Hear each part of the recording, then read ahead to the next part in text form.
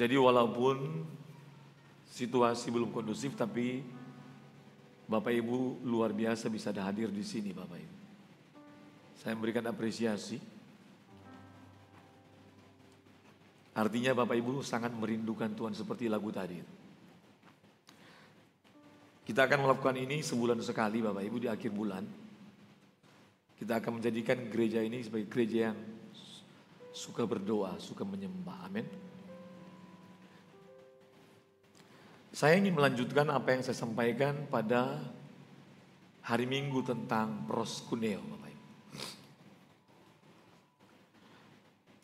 Ada konsep penyembahan yang selama ini masih dipengaruhi oleh konsep penyembahan agama-agama yang berbeda dengan ajaran Yesus sendiri.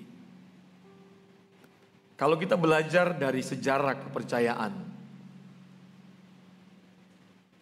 dari berbagai macam agama, maka model penyembahannya itu berbeda dengan yang Yesus ajarkan. Kalau semua agama rata-rata mengajarkan menyembah Allah itu harus ada di satu lokasi, betul? Betul ya? Makanya kita melihat bahwa rata-rata agama apapun pasti punya lokasi. Yang kedua punya kiblat Bapak Ibu. Ada kiblatnya. Lalu ada tokoh yang mewakili, betul? Lalu yang berikutnya ada peralatan-peralatan, betul? Yang berikutnya ada makanan. Betul ya? Israel pun melakukan hal yang sama di zaman Perjanjian Lama.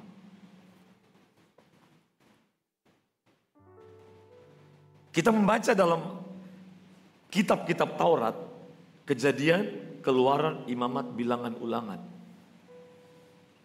Ternyata Israel pun masih melakukan hal yang sama, betul? Allah bekerja sesuai dengan zaman, sesuai dengan pengetahuan orang pada saat itu. Allah sudah punya agenda. Tetapi kalau kita melihat ternyata ketika Yesus hadir, konsep penyembahan yang Yesus ajarkan berbeda. Yang diajarkan Musa berbeda dengan Yesus ajarkan, betul? Apalagi yang diajarkan oleh agama-agama yang bukan ada dalam Alkitab. Saya pengen supaya kita bisa mengubah pola pikir kita tentang penyembahan. Karena itu sentral Bapak Ibu. Orang Kristen kalau tidak mengerti cara menyembah Tuhan, maka dia akan selalu masih sinkritisme. Bisa mengerti? Sehingga ada julukan orang Kristen yang berkiblat kepada Israel. Betul ya? Masih ingat itu ya? Lalu ada atribut juga, betul? Anda lihat di gereja-gereja di Indonesia ini ada yang menggunakan atribut, betul? Pemimpinnya pakai jubah dengan berbagai macam atribut, betul? Betul ya? Dan dia punya orang-orang juga yang terlibat di dalam yang melayani, pasti ada jubah-jubah. Saya mendengar juga ada satu gereja mengajarkan bahwa mereka kalau peperangan rohani, mereka menggunakan 7 bahan yang tercatat dalam Alkitab, dicampur semua menjadi 2 bentuk. Ada yang bentuk padat, ada yang bentuk cair untuk usir setan Bapak Ibu. Di dalamnya ada garam, air, segala macam begitu. Minyak, semua dicampur jadi satu. 7 bahan. Yesus tidak mengajarkan hal itu. Maka saya mau sampaikan, harus murni kita hanya mengikuti ajaran Tuhan Yesus. Amin. Amin Bapak Ibu. Amin. Harus murni. Tidak boleh campur-campur. Dalam istilah teologi itu sinkritisme. Maka pikiran kita ini harus hanya diisi dengan ajaran Yesus saja. Perasaan kita ini harus diisi dengan ajaran Yesus saja. Konsep kita tentang Allah dan penyembahannya harus yang diajarkan Yesus saja. Yohanes pasal 4, betul? Kalau lupa ingat khotbah saya minggu yang lalu, betul? Tentang proskuneo. Kalau Anda mau baca di situ, Yesus merombak total. Dirombak habis. Tidak ada lagi lokasi, betul? Amin. Tidak ada kiblat lagi. Amin. Maka Yesus bilang sama perempuan Samaria, maka orang tidak akan menyembah pada gunung ini lagi, Gerizim, betul? Orang akan menyembah lagi di Yerusalem, betul? Tidak ada kiblat, tidak ada lokasi. Bahkan tidak ada perantara. Amin. Halo? Tidak perlu dengan berbagai macam peralatan, makanan, minuman, dan semua yang lain. Itu tidak penting. Karena penyembahan itu hidup saya dan saudara. Amin. Halo? Apa peralatan penyembahannya? Pikiranmu peralatan penyembahannya. Amin. Perasaanmu itu makanan penyembahan Allah. Amin. Kehendak yang sama dengan Elohim Yahweh, dengan Yesus, itu makanannya Elohim Yahweh. Amin. Itu penyembahan yang dinikmati oleh Allah. Itu makanan kesukaan Allah. Amin. Perkataan yang sesuai kehendak Allah, itu makanan Allah. Amin. Perkataan yang suci, itu makanan kesukaan Allah. Itu penyembahan yang menggetarkan hati Allah. Amin. Nah, kita berjuang Bapak Ibu. Halo. Jadi harus berjuang mati-matian. Untuk terus menguduskan pikiran, menguduskan perasaan, menyucikan pikiran perasaan. Menguduskan perkataan kita. Sehingga Allah menikmati hidup kita sebagai penyembahan yang menyenangkan hatinya. Amin. Pikiran kita Bapak Ibu kalau suci, Allah menikmati makanan pikiran kita itu. Amin. Allah lihat tidak ada lagi hal-hal yang berhubungan dengan noda-noda kekafiran. Gak ada Bapak Ibu. Tetapi kan gak mudah, betul? Tidak mudah kita punya pikiran seperti itu. Yesus mengajarkan kita, dia belajar sungguh-sungguh menjadi taat. Ikuti serial tentang petah ketaatan Yesus mulai hari Minggu ini saya sampaikan. Ini yang gagal dan belum serius diajarkan oleh orang. Gerbang dari semua karakter ketaatan Bapak Ibu. Orang kalau nggak taat sulit untuk berubah. Amin. Pasti sombong, pasti pemberontak, betul? Provokator, betul? Tidak mungkin dia tunduk, tidak mungkin. Maka Yesus pun belajar menjadi taat. Apa? Pikirannya ditundukkan kepada Elohim Yahweh, amin. Ditundukkan. Sekalipun ia adalah anak, Ibrani 5 ayat 7-9, maka ia belajar menjadi taat. Dari apa yang telah dideritanya. Dan sudah tahu, ketaatan kita yang konsisten setiap saat kepada kehendak Bapa Yahweh akan menyucikan pikiran kita. Akan menyucikan perasaan kita. Amin. Mengeluarkan kesombongan. Amin. Amin. Halo. Ketaatan kita kepada kehendak Bapa akan mengeluarkan setiap benih-benih pemberontakan, benih kenajisan. Amin. Semua itu. Itu cara Yesus mengajar kita. Bagaimana kita bisa berkenan di hadapan Bapa Yahweh. Yesus memberikan contoh. Belajar taat. Amin. Sekalipun ia adalah anak, ia belajar menjadi taat. Di mana kita belajar? Dalam penderitaan. Amin. Ketaatan kita tidak bisa sempurna kalau tanpa penderitaan. Betul? Halo Bapak Ibu? Betul? Makanya bunyinya kan? Sekalipun ia adalah anak, ia belajar menjadi taat dari apa yang dideritanya. Betul? Berarti ketaatannya dalam penderitaan. Halo? Nanti yang lengkap khotbah ini hari Minggu datang Bapak Ibu. Saya banyak belajar. Wah, tergila-gila saya mempelajari kehidupan Yesus. Tapi tidak boleh hanya mempelajari. Kita harus mengikuti jejaknya. Amin. Harus terus serius mengikuti jejaknya walaupun susah. Makanya akan ada ujian-ujian ketaatan, ujian-ujian kesetiaan, ujian kesucian, betul? Halo? Akan ada Bapak Ibu. Akan ada. Tidak mungkin tidak ada. Pasti ada. Dan ingat, ujian apapun dalam hidup kita akan membuat kita apa? Dua, kita tidak taat kepada Allah. Kalau kita jatuh, betul? Dan kita akan berhenti mengasihi Tuhan, betul? Cuma itu aja. Makanya Kalaupun orang lain berbuat salah, tetap kita jaga hati kita tidak boleh bersalah di hadapan Elohim Yahweh. Amin. Harus memiliki kelimpahan kasih kepada Allah dan kepada sesama. Harus memiliki kelimpahan ketaatan kepada Elohim Yahweh. Agar kita tidak menggunakan emosi kita di dalam setiap peristiwa yang mungkin orang merendahkan kita, orang mungkin mengecewakan, orang mungkin membuli kita, orang mungkin menjelekkan nama kita. Itu ujian semua, betul? Ujian semua Bapak Ibu. Saya ngomong ini kan gampang. Waktu jalani susah loh, betul? Susah sekali Bapak Ibu. Susah. Makanya Bapak Era sudah kasih lagu supaya kita kuat dalam penderitaan, amin. Lagunya apa? Wah Ibu Indah udah hafal. Ajarku diam. Ajarku diam, amin. Diam, diam dalam segala hal.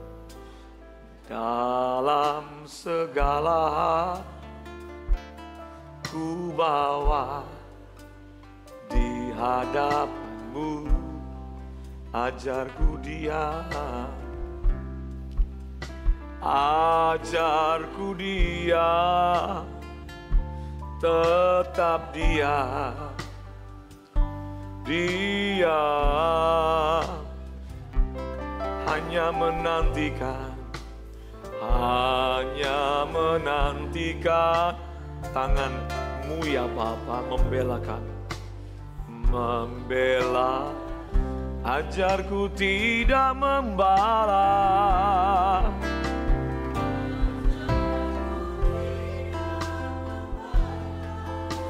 Mereka yang menyakitiku seperti Yesus, seperti Yesus, Tuhanku mengampuni dan selalu mengasihi. Keindahan kasih Tuhan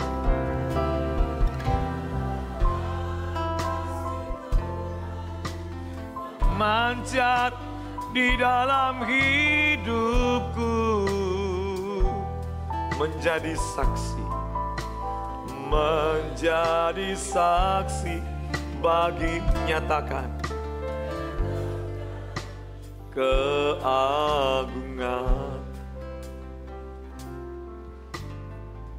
Biarkan Allah menikmati penyembahan kita ketika kita berada dalam kesukaran, penderitaan, tantangan.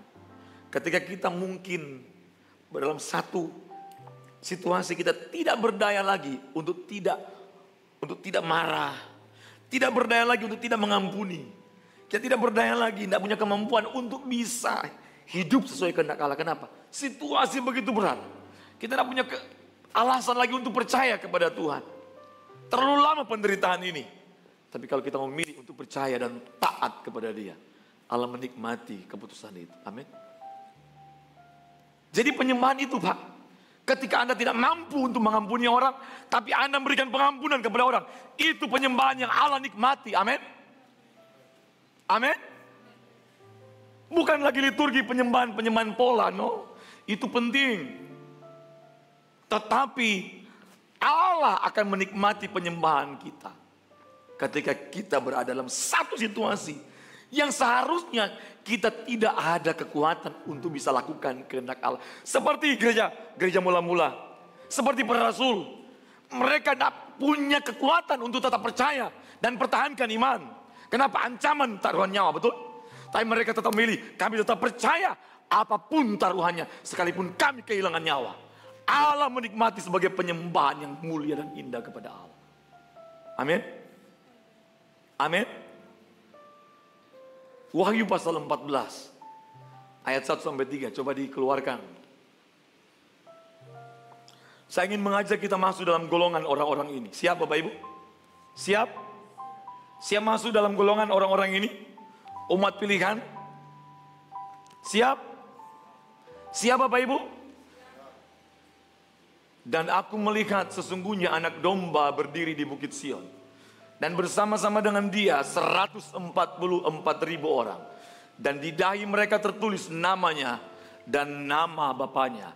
Nama Yesus dan nama Elohim Yahweh tertulis di dahi orang-orang ini. Arti 144.000 orang itu bukan jumlah angka yang persis. No. Itu artinya kumpulan orang-orang pilihan dengan indikator 3. Orang yang suci, setia, dan sempurna. Amin. Amin. Yang memang selama hidupnya hanya mengikuti anak domba Allah itu kemana dia pergi. Amin. Ayat 2, coba ditayangkan lagi. Terus, dan aku mendengar suatu suara dari langit bagaikan desau air bah. Dan bagaikan deru guru yang dahsyat. Dan suara yang kudengar itu seperti bunyi pemain-pemain kecapi yang memetik kecapinya. Ayat berikutnya. Mereka menyanyikan suatu nyanyian baru di hadapan taktanya. Lihat ya. Di hadapan takhta dan di depan keempat makhluk dan tua-tua itu. Dan tidak seorang pun yang dapat mempelajari nyanyian itu selain daripada 144.000 yang telah ditebus dari bumi itu. Halo? Berikutnya ayat yang keempat. Ayat 4. Mereka adalah orang-orang yang tidak mencemarkan dirinya. Amin. Amin. Yang hidupnya menjadi penyembahan sepanjang hidup mereka kepada Allah. Yang tidak mencemarkan dirinya dengan perempuan-perempuan. Karena mereka murni sama seperti perawan. Mereka adalah orang-orang yang mengikuti anak domba itu kemana saja ia pergi. Amin. Amin. Mereka ditebus dari antara manusia sebagai korban-korban sulung bagi Allah dan bagi anak domba itu. Amin. Saya mengajak kita masuk ke situ. Pertanyaan saya adalah, adakah nyanyian yang tidak dapat dipelajari? Adakah nyanyian yang tidak dapat diajarkan sehingga orang tidak bisa pelajari? Orang dunia tidak bisa memahami nyanyian ini. Amin. Orang dunia tidak bisa memahami hidup saudara, betul? Orang bilang aneh, lebay, terlalu ekstrim. Anda tahu nyanyian apa itu? Nyanyian apa itu? Yang tidak dapat dipelajari. Selain mereka yang masuk dalam golongan orang itu. Nyanyian hidup saudara dan saya. Amin. Itulah penyembahan yang kita persembahkan selama kita ada di bumi ini. Bilang kanan kiri, itulah nyanyian hidupmu. Itulah penyembahan hidupmu. Amin. Maka Bapak harus punya lagu itu apa? Nyanyian hidupku. Tahu ya? Nyanyian hidupku. Amin. Hidup tak sekedar syair lagu dan irama. Amin. Nyanyian hidupmu. Hidupku apa? Melakukan kehendak. Nyanyian hidupmu. Nyanyian hidup. Amin. Hidupku tak sekedar syair lagu dan irama. Amin. Nyanyian hidup. Amin. Hidupku melakukan kehendak-Mu Bapa. Perkataan saudara setiap hari itu nyanyian hidup bagi Allah. Amin. Itu penyembahan yang kita naikkan bagi Tuhan. Amin. Sikap kita setiap hari meresponi apapun, itulah nyanyian hidup kita. Jangan sampai fales. Jangan sampai Allah tidak menikmati. Allah bilang, kok gak enak dengernya ya? Kenapa? Dia marah-marah di situ. Emosi terus ini satu ini. Sampai malaikat bilang begini, malaikat yang kawal dia.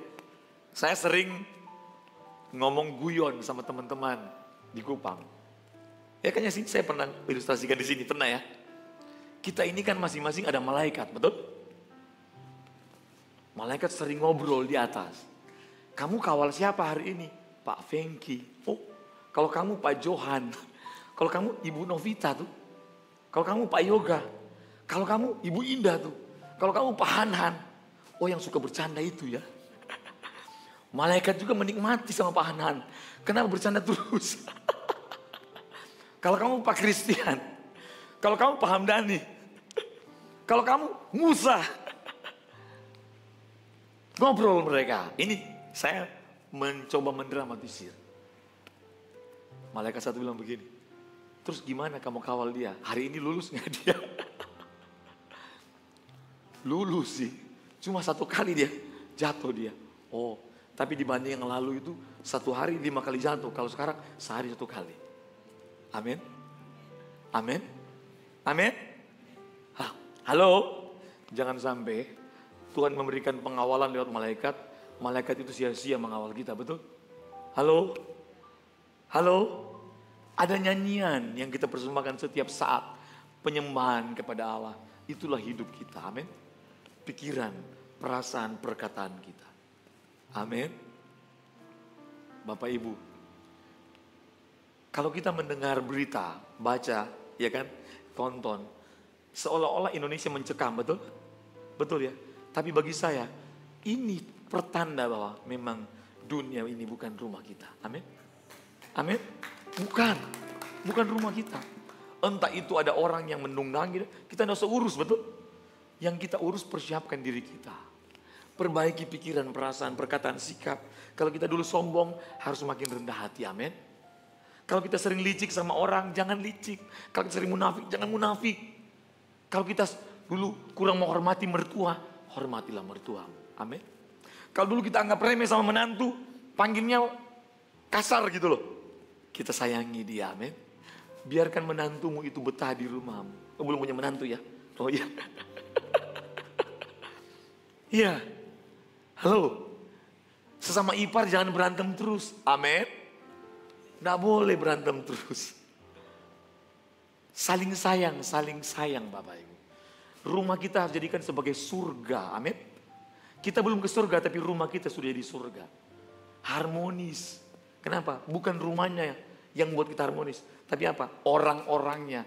Karena budayanya budaya surga, amin. Halo. Banyak orang kaya nggak bisa tidur loh, betul? Mau dia punya bantal dari king coil juga nggak jamin tidur, betul? Tempat tidur juga dari apa? Paling mahal apa sih kalau tempat tidur? Bu Endang. Tempat tidur paling mahal merek apa sih? Kayak Ibu Novita tahu ya. Tempat tidur paling mahal merek apa sih, Bu? Kan biasa kalau mahal nyaman pasti orang nggak wah enak tidur pasti. Nggak juga karena banyak orang kaya susah tidur, betul? Halo. Nggak tenang, betul? Tidak tenang. Tapi Alkitab menjamin bagaimana supaya bisa tidur. Mau tahu Pak? Mau tahu Pak? Pak Hanan. Mazmur 62, lagu Pantekosta lama. C. Pak Sony pasti tahu kan? Hanya dekat Allah saja aku tenang. Kayaknya kalau email kayaknya ini karismatik modern. David pasti tahu kan? C ya, C coba C. Hanya dekat Allah saja aku tenang, amin. Amin. Daripada nyala keselamat. Ini lagu Pantekosta lama, betul? Hanya gunung, hanya dia kota bentengku. Aku tidak akan goyah. Sekali lagi. Hanya dekat Allah saja, amin. Hanya dekat Allah saja aku tenang, amin. Daripada nyala keselamatanku, hanya dia gunung batuku. Ini Mazmur 62. Hanya dia kota bentengku, aku tidak akan goyah selama-lamanya. Ini lagu lama Bapak Ibu. Kalau orang tua tahu ya. Tapi kalau muda-muda kayaknya sudah gak tahu. Terus lagu lama dulu juga. Oh Yerusalem, tahu ya? Kota mulia, betul? Hati, itu lagu-lagu lama. Ku rindu ke sana. Kalau sudah sampai di Yerusalem, kita rubah ke sini sudah sampai. Kalau kita belum sampai. Lagu-lagu dulu kan simple tapi mantap ya. Betul ya? Bener kan?